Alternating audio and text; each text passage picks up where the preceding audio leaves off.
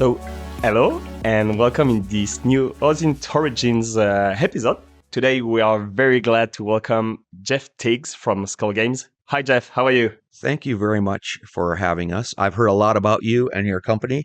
You are extremely well respected, and what you've created and built is premier. So it's a pleasure to get to meet you. Yeah. No, thank you very much to accept our invitation in DC.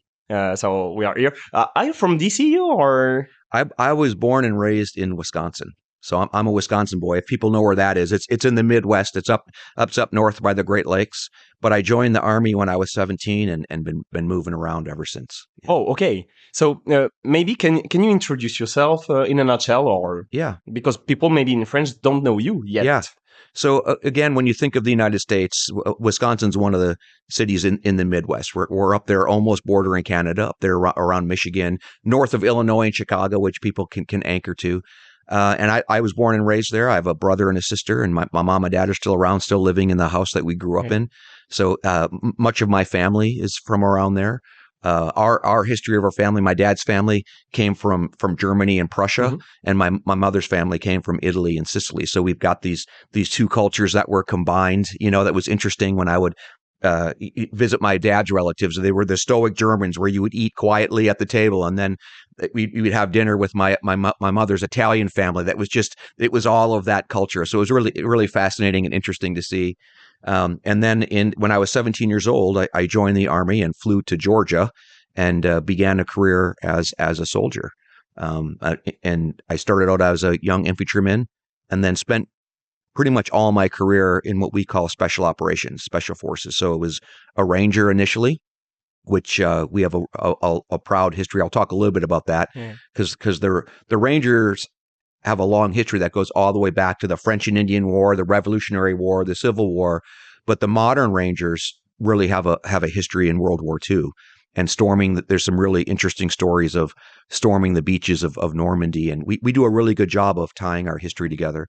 And then after I was a Ranger, I became Special Forces, where we also have a real lineage that it goes way back into, again, the Indian Wars and the unconventional warfare that the United States has been involved in. But again, when you look at the modern era, it was our partnership and the development with the French resistance and the teams that we had and building that behind, you know, the German occupied territory. So France has always had a soft spot in my heart. Same with my wife. Even when I met her, I met my wife when we were teenagers. We were 15 years old, fell in love at 15. And who would think? It's possible. It's possible. 40 years later. Yeah, 40 years later. Well, I think we're going off topic a little bit on that particular thing, but I think people don't understand what love is. You can fall in love at 15. It doesn't mean everything is a rose garden. It takes work. But 40 years later, we're still together. And she really had a passion. She studied French in high school. And then again, it's been so much a part of the history that I've known as a soldier. And then I did have an opportunity to go back there a few years ago with my son, and looking forward to being there again. So I retired in 2015. So I had a 26 year career in the U.S. Army. And then as I was moving towards retirement, looking at what it was I wanted to do next and how do I create something for our community. Because even back then, we had men and women that were taking the uniform off and really not finding that passion and purpose. I don't know if you guys are hearing about this on your side of the pond, but we have this tragedy that's occurring where American soldiers are committing suicide. And I think there's a number of different reasons why that's happening, but we're literally losing more soldiers to suicide than we were even losing back at the height of those wars. So I think there's a lot of reasons, but one of them is they were so committed and focused to something, and they felt like they had an identity. So one of the things I felt responsible for was to create something that when they took that uniform off, they could still use some of the skills that they had learned and applied in different areas, and really continue to have that sense of meaning. And so why did you join the Army at 17? It's because your father was in the Army, or Did you add some stuff from? I wish I had a good question. I think, I trust that God has this path for us. You know what I mean? And sometimes he makes it really obvious and kind of pushes you in a Yeah. direction. And I think I was just looking for adventure. When I was in high school, I was an athlete in high school. I was involved in student government. But I was, and I had good enough grades. I didn't really take Hmm. school all that seriously. It was Hmm. just one of those things. So I think if I would have been smarter and had better grades, maybe it would have pulled me in a different direction. Maybe if I would have been more of an athlete, it would have pulled me into a different direction. But I was one of these people, and we actually call it in special forces a renaissance man Hmm. who's good at a lot of things, but Yeah. not hyper focused on one. So I really wasn't sure what was going to be next. And I met a recruiter who started talking to me about Rangers and special forces and what those opportunities were. And as a kid growing up, watching the movies and all of that. And I just thought, wow, this might be a grand adventure. And I just dipped my toe into it and fell in love. And I think the combination of the physical demands Hmm. and then even the intellectual demands. I was talking about this with our COO Ty on the way over. It's fascinating to look back on how many people poured their experience and energy into me as a young soldier, and how all those things were new. As a kid growing up in Wisconsin, the first time I got on an airplane was to fly to basic Yeah. training. And I remember landing. It was in Georgia. Now I'm in this group of people, and some of these African American guys from the deep South. I couldn't understand what they were saying. Some of these guys from Boston, or some of these guys from New York. You know what I mean? Like there's 30, 40 of you in this platoon, all Americans, but from such different cultures and backgrounds. And even the way that we spoke, I couldn't barely understand. So it was just this cultural experience, as well as kind of moving into this new line of work. And I didn't really recognize it as a profession until I switched from being a non-commissioned officer into an officer. And I was an officer for a few years. Okay. And then I really began to realize, oh, wait a minute, this isn't just for the adventure or for the Hmm. pursuit. This is my profession, and this is who I am. And even with SkullGames, I still feel like I'm a special forces officer. Hmm.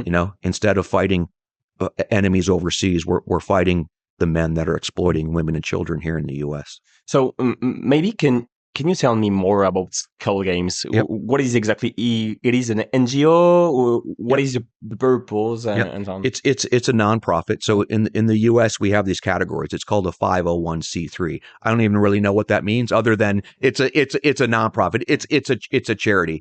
And we get our funding from private individuals, from corporate donations. We are beginning to apply for some grants. So we're beginning to see how as our country begins to look at policing, I think there's an interesting collaboration between a public and a private partnership. Hmm. So when you think of policing, there really isn't that much space to partner with private organizations. But when you look at a crime like trafficking, because it is so public, there is a market out there, and it resides on the internet. And I say this quite often. You can buy a girl in America, you can buy a girl in France as easily as you could order up a pizza. Well, So if you know what sites to go to, you go to that site, you'll see a picture of the girl, you'll see her name. It's usually a fake name. yeah. It'll be a description of the things that she'll do. And even before you start digging into that, you put in what you want. I want a blonde, I want a brunette, I want her to do these particular sex acts with me, and these offers will come to you. But because there's a photo, and most of the time that photo is the girl, right? Like if I'm going to order somebody up, I want that when I come to the door, or she comes to the door, I want it to be what I ordered. So sometimes that photo isn't the girl, but 9 times out of 10 it is. So you can recognize, and those of us that are in this space, there's a lot of information in a photo. Mhm. There's a lot of ways to look at a photo to see where else that has been on the internet. And then also because you're going from that ad to negotiating price and negotiating what's going to happen behind closed doors, it's either going to be a phone number or an email address or some way to communicate. And that's another clue. So there aren't that many crimes that are so brazen and open on the internet. We call it publicly available information or open source information, open source intelligence. There aren't that many crimes. If you want to buy drugs or, buy guns, it resides on the internet, but it's on the deep dark web. This crime lives very squarely on the open internet. So it's a way for us to be able to dig into it and save law enforcement time and energy, and they can focus on their own proprietary databases. But I don't understand one stuff. It's legal to have that kind of websites that permit to publish that kind of stuff, or yeah. So they thinly veil it. So what the websites pretend they're an escort, you know what I mean? Which is ridiculous. So they're called escort sites, and the premise is that they're just going on a date with this individual, and they'll use code words like, a donation, a donation for this much money will give you this. Now, what's funny is it rapidly devolves from this thin veneer of we're just going on a date to being very explicit about the sex acts that we'll offer, So I think in all over the world, we kind of do the hear no evil. Wait, that's the wrong one. See no evil, hear no evil, speak no evil. We kind of pretend something's not happening. So we allow this market to live on the internet. But it is smart enough to have to take it from face value when it gets into court. Again, they can pretend it was just a date. Sure. They can pretend they were just talking about sex acts. They were never going to commit those sex acts. So we have figured out a way and how we've been able to partner with law enforcement to kind of bridge that gap so they can be effective in prosecutions. But your goal is to identify the real name of the escort, or it's to identify, for example, the mafia that are doing some human trafficking or that kind of stuff? Yeah. The real goal is the identity of that trafficker. Right. So that's going to be 2, 3, 4 steps removed, right? So our start point is the identity of that girl. So she'll have a fake name. Emily Rose maybe is her name, and they'll have a fake age. But again, using the information that's in that ad, quite often we can get her true identity on who she truly is. And that's meaningful to us in 2 different ways. One is we call it a compelling story. So to understand that girl's story, because all across the world, we look down on these women that are hookers or whores or prostitutes, even what we call them with that terminology. And I firmly believe, and those of us in SkullGames, we look at them as victims first. Even some of them may have initially chosen to get into this line of work. Statistically, 90% of them are being exploited and forced to continue to provide sex acts. So that first look is a victim. So when we get that compelling story of who that girl is, and we're able to show law enforcement and show other people who she was before this devolution into where she is now, she has a new people look at her differently, But there is a stuff like how from special force you will do that kind of stuff, because in special force, I guess your main job was to track terrorists and all that kind of stuff, and now you are tracking human trafficker. Yeah. There is a similarity, for example, in the operations, in your opinion, because I don't know a lot, to be honest, in special force and that kind of stuff. I guess you are doing that kind of stuff. You are doing the pivot and so on, or So, like to connect both of those questions. So, the compelling story of who that girl is the first step, because that has its own value. But then we're really trying to get to who that trafficker is. So once you know who she is, now we're going OSINT crazy. Because almost all of these girls, they'll have a persona online. Maybe they don't have one right now in the current, but they're going to have one in the past. And you're able to see who their relationships were and their friendships. So it's the same thing when we were looking at counterterrorism. The terrorist himself, he was hidden 2, 3, 4, times removed. But he has a family. He has a mom. He has a dad. He may have a wife. He may have children. He's going to have associates. So it's really the same concept of what we did in, hunting Al-Qaeda or ISIS or high-level Taliban. Is the guy isn't delivered to you on a silver platter. You have to have a couple of different operations, and you have to pull a couple of different threads until you find enough information to get to that guy. And that's what we're trying to educate law enforcement on too. Too often they think they're going to do one operation and find that trafficker. It's going to take a swing or two. You still can. And when we do operations where the trafficker shows up and drops the girl off, that's pretty easy. And we just did an operation in Colorado.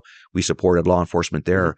And it was kind of shocking to me because the laws we have in the US against trafficking are pretty heavy.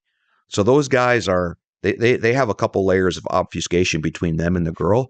But the op we supported last week, the traffickers were literally showing up at the hotel, dropping the girls off. So that's a very easy way to make that arrest, which it also, on one hand, it's encouraging because that's an easy op. But on another hand, after 8 years of doing this, we're still in a position where these traffickers aren't even remotely afraid of getting caught. But so, because you work only in the US, or you can work on any countries? Because I guess the trafficking groups, they are not based in the US, or maybe there is some, but maybe they are based in different kind of countries across the globe. Yeah, trafficking is a global scourge. It really is, and it has different personalities, and how it's all organized. So initially, and to date, we've been focused on the U.S. for a number of reasons. Going back to what we were first talking about, so many of our veterans have been traveling the world. They need this time to be home, to reacquaint themselves with their wives and their parents and their kids. So the world travel, I want to be able to put on hold for them, and they're still able to do something exciting right where it is they live. So one of the reasons we focused on the U.S. was because of that. One of the reasons we focused on the U.S. is because we're an incredibly huge consumer of this, both between child sexual abuse material and then even the physical, the sex trafficking. But any country that has a robust online sex industry, we can work in. So the prerequisite for us is to have a law enforcement partner. So take a place like France. We would love to come over and start working in France.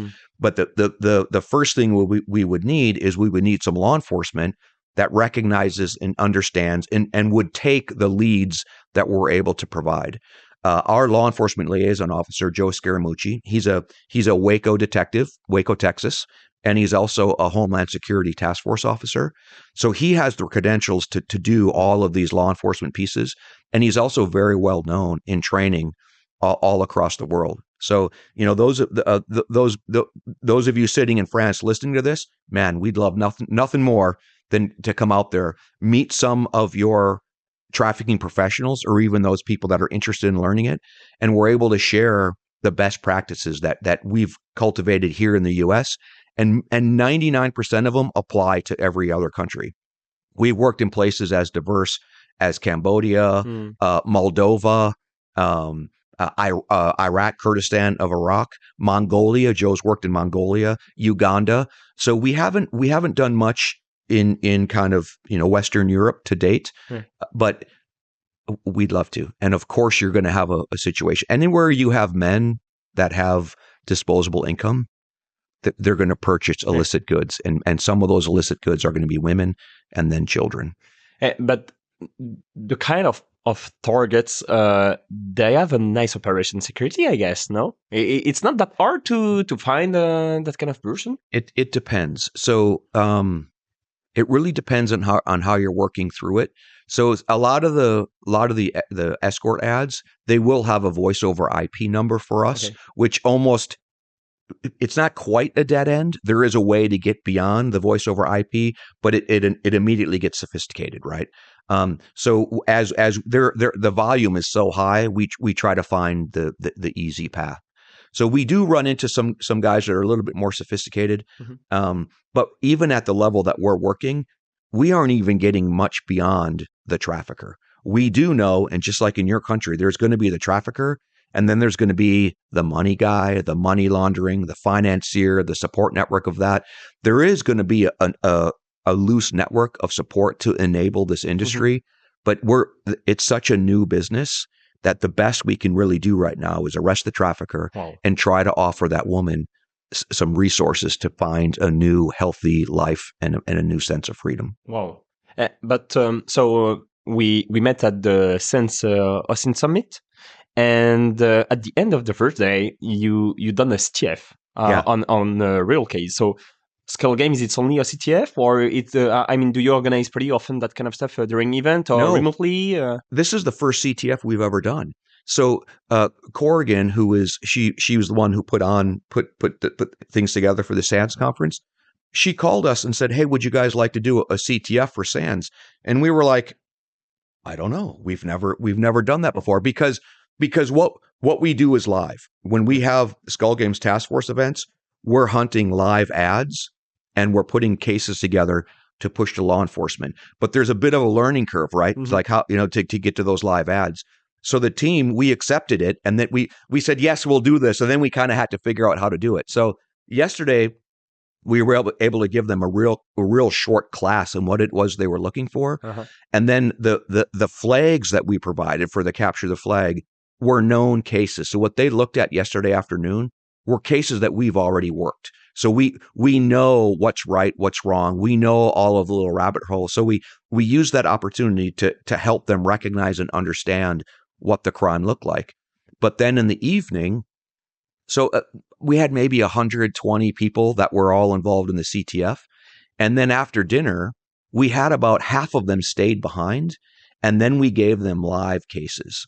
So now they're looking at escort ads that are live and active right now, and we don't know where they're going to lead.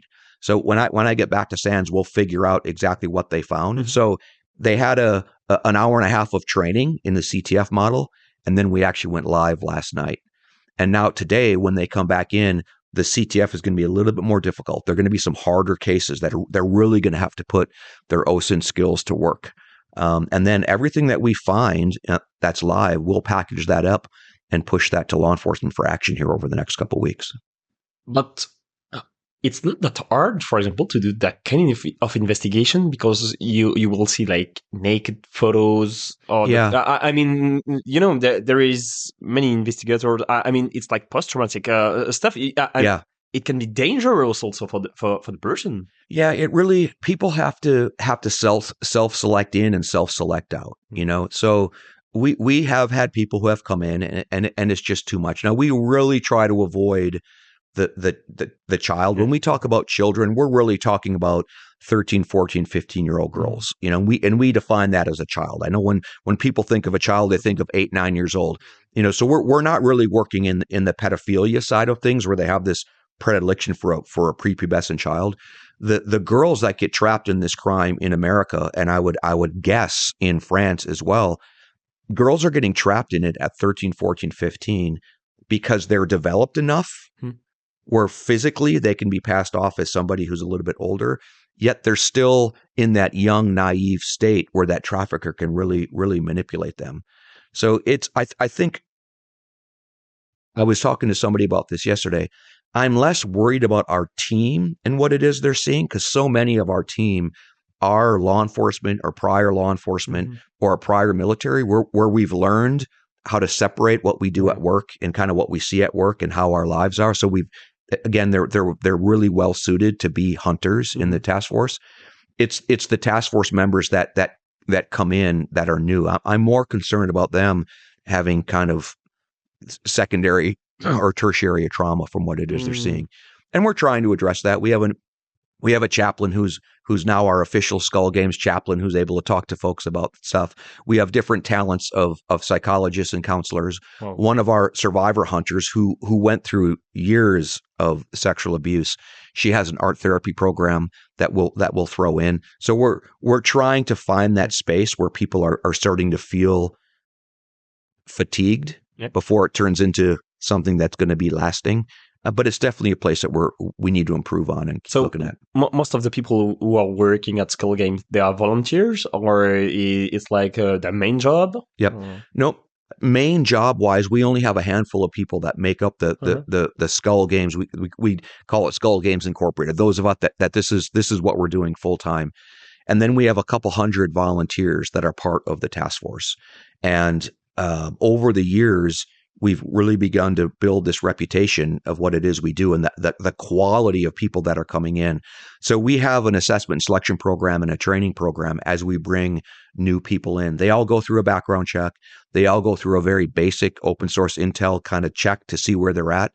The initial idea when we created this was to really democratize this hunt and have this as a crowdsourcing model.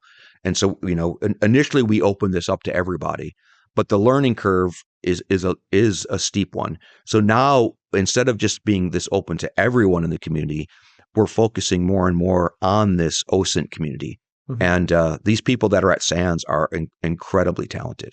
So like they're already a step ahead of just your common person. We do still like to bring in, the common person that just has a passion for this.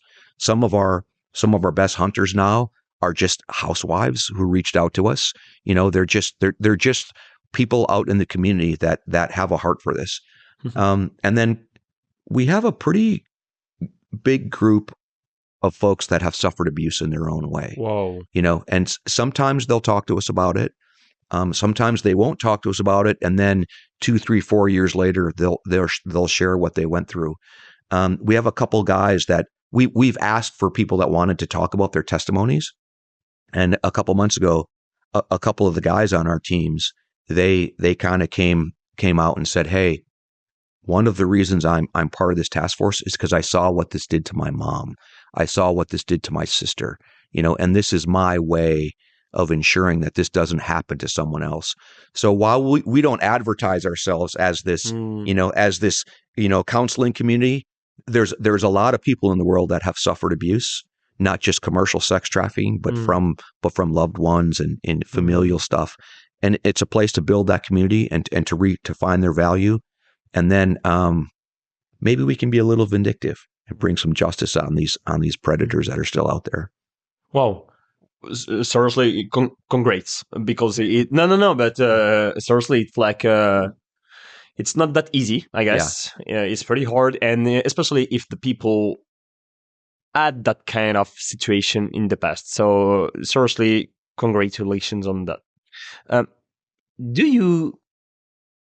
you find sometimes like some similarity between the special force mindset and like the OSINT investigation also mindset? Because in special force, maybe I'm wrong, but in my idea, the guys from the special force, they're people that are autonomous, that can that are resilient, that can do many kind of stuff, and that have like the hacking mindset. Like, okay, we have an objective, we need to succeed the objectives, and then we will try to modify something or that concept to succeed that objective. Yeah.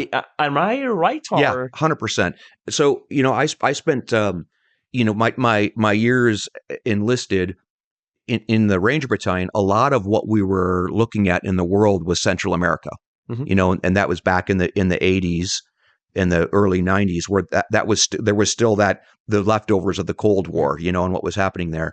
So my vantage point as a young Ranger was a couple of grid squares, a couple of kilometers, you know what I mean? Because that's as far as you could move in the jungle, And then even when I came back in as an officer, maybe that aperture opened up a little bit. But when I went to Special Forces, what I'll never forget is walking into the training program. It's called the 18 Alpha course. A Special Forces officer is labeled an 18 Alpha, and I remember walking into the classroom, and they had a globe, a map of the world spread out, and they had the Western Hemisphere and said that this is your battle space that you're responsible for. And it was a big mind shift from what I was used to as an infantryman or even as a Ranger, where your battlefield was pretty much what you could see. So they're breaking that paradigm to where you're influencing a hemisphere. You're looking at different ways that you can leverage your relationships and all of that. I also remember as a Special Forces officer, I was told you're assessed and selected for your judgment. Like that's the battle operating system you bring is the wisdom and the experience and the training, the way that we relate. So we partner with our host nation partners. So any country that we're working in, it's our jobs to understand what is happening in that culture, what is happening in that community, and trying to ensure that it fits with what America's trying to do. We have a terrible history of laying American concepts and values and ideas onto a nation that isn't developed for it or even ready for it or even just doesn't think that way. And then lastly, the other one that really stuck with me for years was that a special operations soldier is designed to be a problem solver. You're designed to solve problems, not, you can identify problems, right? But it really is to solve those problems. And there's a saying in the military that I love, that I like to share with the civilian world, is so many people like to admire the problem. So many problem solvers, I'm using air quotes here. So many problem solvers sit in a room and they just talk about the problem. They literally admire the complications of this problem. And that isn't what we do in special ops, and it's not what we do in SkullGames. We are designed to solve that problem.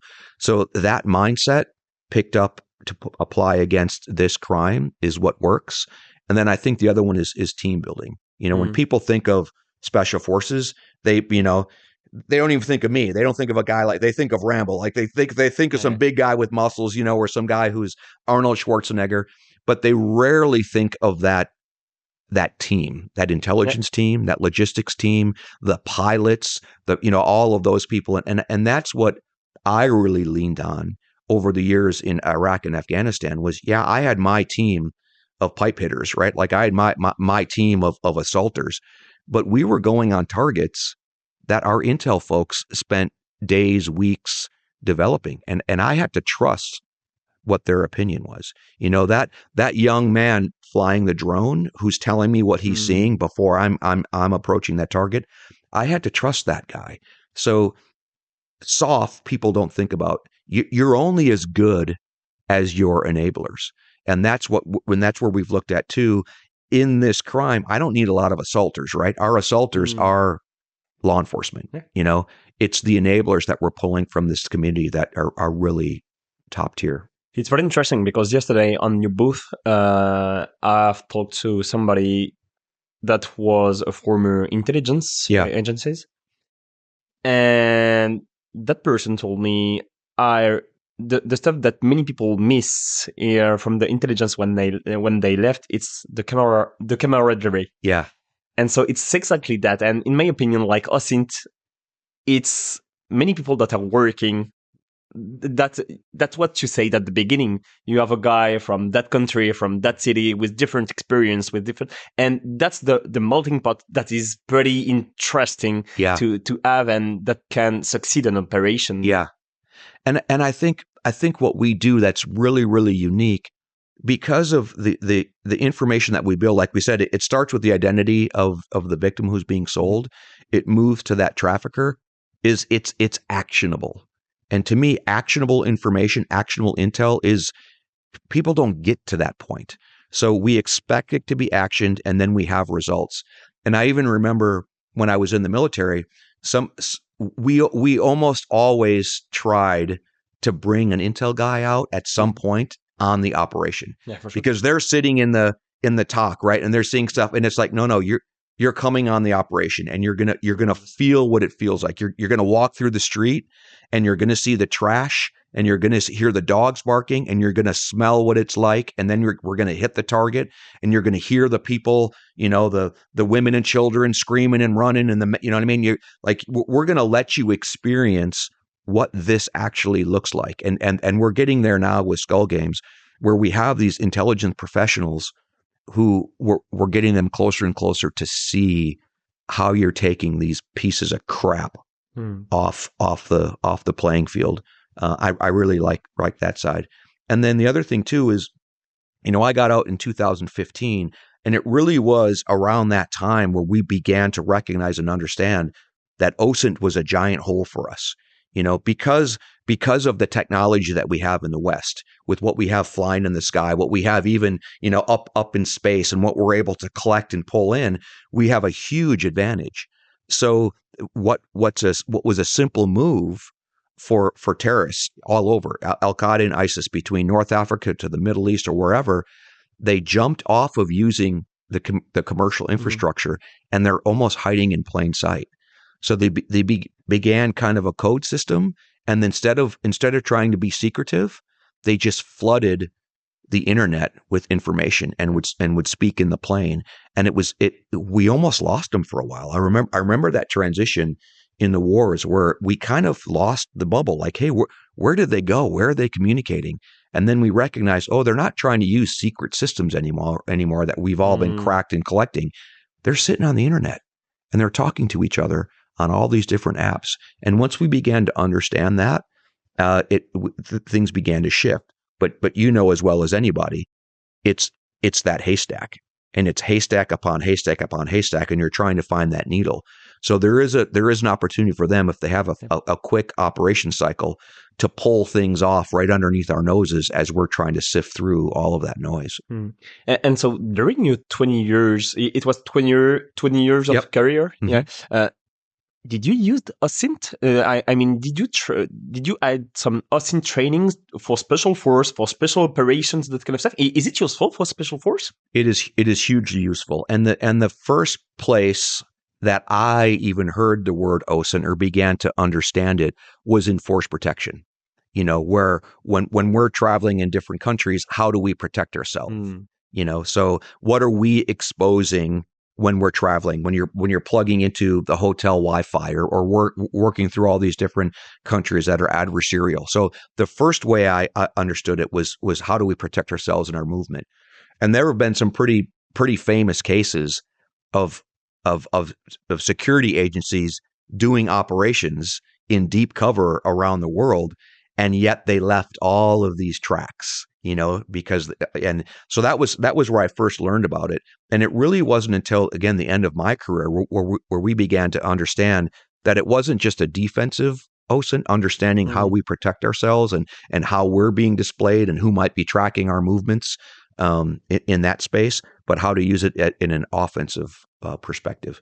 So it's grown more and more, and I'm really excited to see it's becoming its own profession. You know, and there's a movement that you're involved in as well, where it's like, hey, what are the ethics? What is the ethos? What's the difference between a white hacker and an OSINT professional, and how do we define ourselves? And I think it's really coming on board. And we're kind of in that.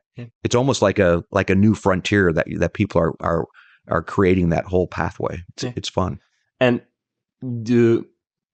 in your opinion, does the people from military side are pretty effective when they want to work in OSINT and that kind of stuff? Is it they have some advantage maybe with the intelligence mindset and so on? Yeah.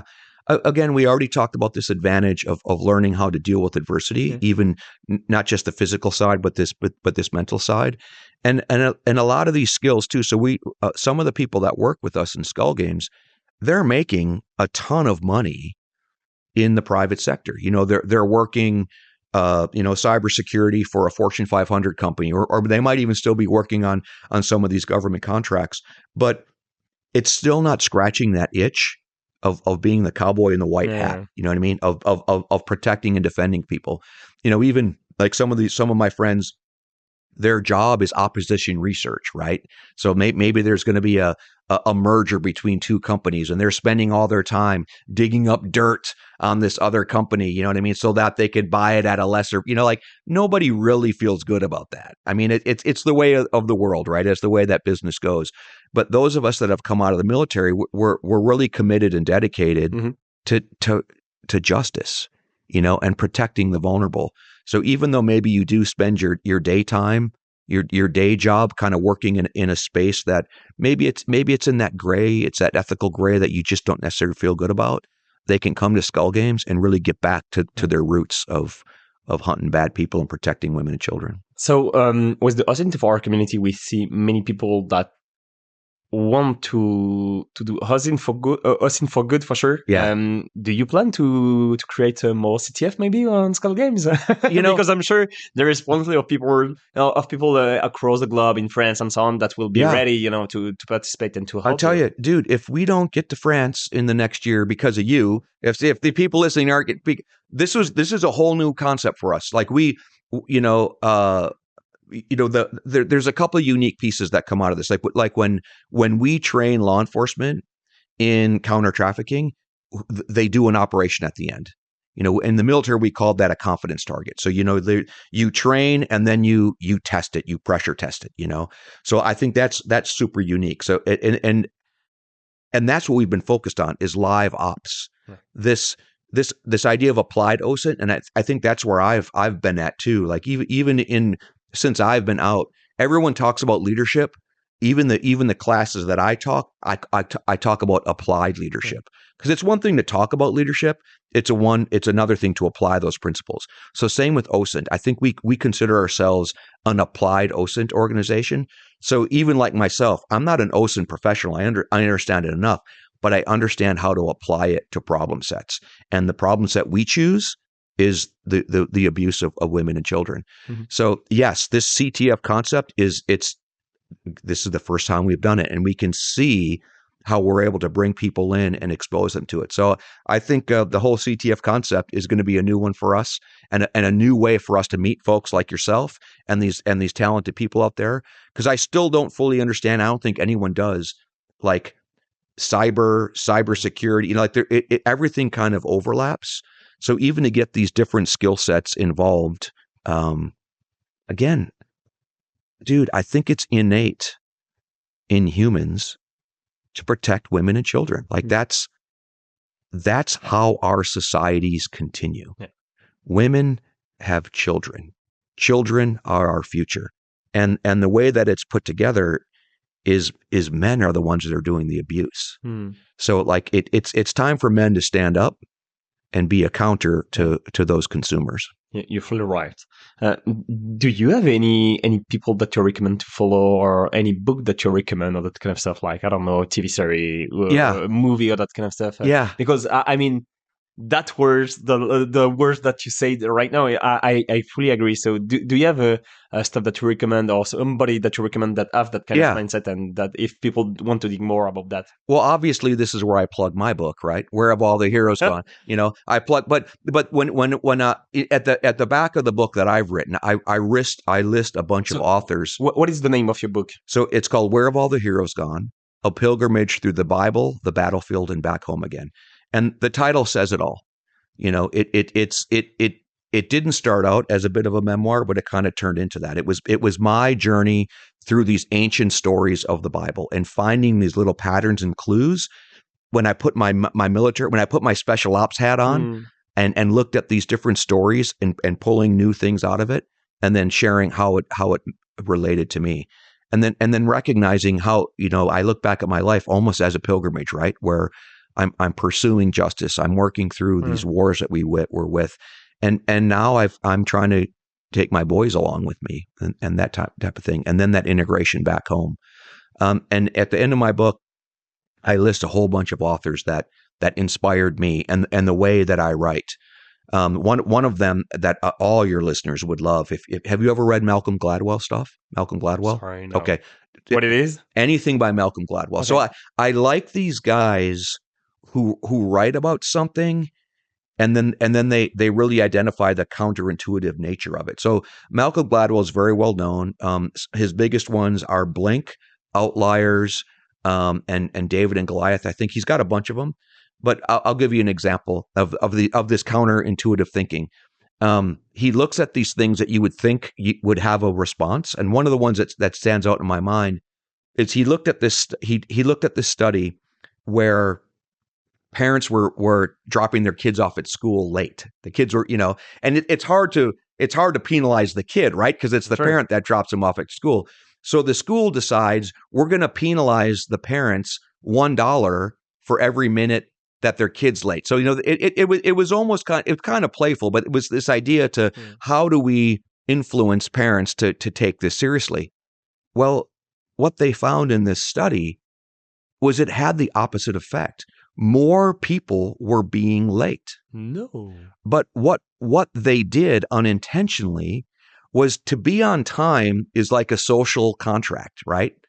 So if I'm not dropping my kids off on time, that violates the social contract that we have between the school and us. When we monetized it, we now put that no longer as a social contract, as a financial transaction. So now mom and dad are at home and they're saying, oh, we're going to be four minutes late. Oh, that's worth $4. So now they're almost excusing being late at school because we've changed it from a social contract to an exchange of goods. So guys like Malcolm Gladwell, he talks about that all the time. There's 2 books out there called Freakonomics and Super Freakonomics. Those were written years ago. I forget the guy's name. I think Stephen Levitt. And it's the same idea where they just talk about these things that you would think the cause and effect would come together, and it's the opposite. C.S. Lewis is a famous writer. If he's a British writer, he's an apologist. So I like this idea of apologetics where I might believe the Bible is the word of God and you don't. So how do I use the Bible to say, well, Sylvain, the Bible says, and you're like, yeah, dude, I don't believe the Bible, so there's all sorts of other things to talk about these faith traditions with logic and science and all these different angles. And C.S. Lewis was one of the best. And he was very well known during the World War II era to really kind of bring some comfort to some folks and some understanding on what this tumult was. So those are some of the authors. There's another guy named Mitch Albom, an American writer, who he tells these stories that just have deep, deep meaning. He broke out with a book called Tuesdays with Maury, which he was visiting a man named Maury who was dying, and he visited him every Tuesday. And he kind of collected these stories from this man named Maury that this guy wanted to pass on, And so some of his are quasi nonfiction, some of them are fiction. I just finished his book called The Little Liar, which is about a young boy. I think he was out of Belgium, who gets trapped during the World War II and figures out how to survive through the Holocaust and all that. So Mitch Albom's books are really fun, easy reads. Right. But they're really, really dense in meaning. And then I think one of the things that pops into my head with TV shows is there's an Israeli series that came out a few years ago. It's called Hatufim in Hebrew, and Hatufim means prisoners of war. And I watched it, and the premise of the show is these 3 Israeli soldiers get taken they're taken captive, and they're being held in some country for years. Like they're like 19-year-old young men, and now it's like 20 years later or 15 years later, and there's a prisoner exchange, and the word is one of them is a double agent. One of them has turned. It's like Homeland, no? You're right. So the American version is Homeland. So they recreated it and made Homeland. Except here's the thing. In Hatufim, you watch 1 or 2 or 3 seasons and you never know. You're always not sure, did somebody turn? Whereas that's my point. In the American version, by the 3rd episode, because I guess the producers think Americans are that stupid or just that, maybe they're right. And maybe our attention span is so short. They let you know right away that guy he's a double agent, but the original Hatufim, you never know. And you're left guessing. And it's just so much more, to me, sophisticated than Homeland. I stopped watching Homeland. I couldn't get into it because I thought the quality of the original version was so much more sophisticated. So yeah, you picked it up right away. Yes, it's the Homeland's the American version. So if you liked Homeland, go back and watch Hatufim. It'll blow your socks off. Cool. Well, thank you very much for all that recommendations. Thank you also for that interview, for that podcast. Seriously, I'm very glad to welcome you here. Yep. It was a pleasure, and I'm sure many people will love that episode and will love the stuff that you are doing at SkullGames. So law enforcement can contact you for investigation, but also for training. Yeah, for training. Again, if people go to our website, SkullGames.io, okay, they can reach out to us. And I'm telling you, man, I would love nothing more to see you in Paris, connect with some of your law enforcement, and really start to dig in and see what does this crime look like on the internet in France, and how can we help you guys identify these victims, offer them resources, and more importantly, get some of these traffickers behind bars. We would love it. And I have a question for you. So SkullGames, I don't know if that's going to be an easy translation. What would the name SkullGames be in French? Sorry for the French people who have a better English level than me. First, no, jeu de crâne or jeu de crâne. Jeu de crâne? Yeah, jeu de crâne. Jeu de that's a pretty cool sound. I like that. So for folks that so we call it SkullGames because there is an infamous American pimp who went by the name of Iceberg Slim, who used to say, "Pimpin' ain't a sex game; it's a skull game." And for people outside of this industry, they think of pimping and they think of prostitution as something about sex. Well, the commodity is sex, but the control in the manipulation is a mind game. It's a skull game. So that's how that's one of the reasons we're called SkullGames, is we recognize and understand that, and we've got to be smarter. We've got to be more keen than these traffickers. Because again, collectively, do you think this community of OSINT professionals can be smarter than a bunch of pimps? I think we can. And then the other side of that too is, as we've talked about all these things, I've always looked at warfare as a grand game. I think it's one of the ways to cope with it, with what you're actually seeing on the battlefield. But it's like, I think of it as a game, a tactical game, a strategic game, almost like a chessboard where you're moving your pieces, I'm moving my pieces. You can't play chess without losing some pawns. You can't play the game without losing particular pieces. But I want to hold on to as many pieces as I can and outmaneuver you. So the same ideas that we had in the military, we're bringing to SkullGames, and we've got to beat these guys at their own game. Well, Jeff, thank you very much. Thank you to all the people that work on SkullGames also. And I hope to see you soon in France. Thank you. Have a nice day. Bye.